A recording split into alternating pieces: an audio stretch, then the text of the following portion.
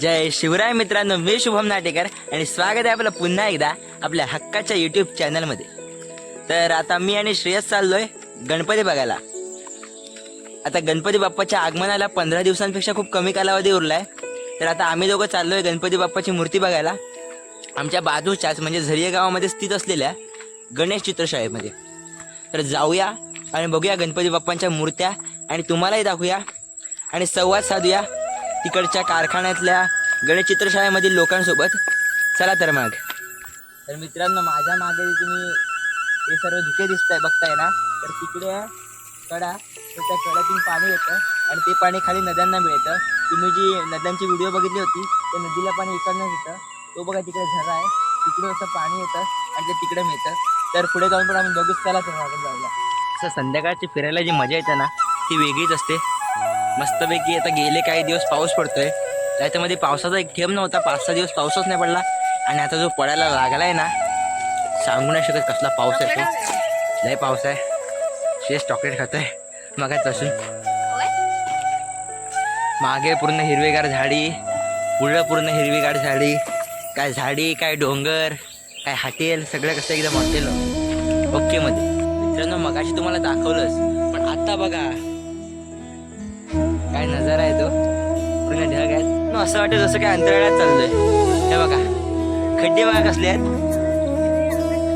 हे बघा अंतराळ आहे आमचं. हे बघा खड्डे, रस्त्यात खड्डे की खड्डेच रस्त्यात तेच कळत. हे बघा रस्त्यात खड्डे आहे. लय भारी वाटतंय. पुढं असं वाटतंय इकडे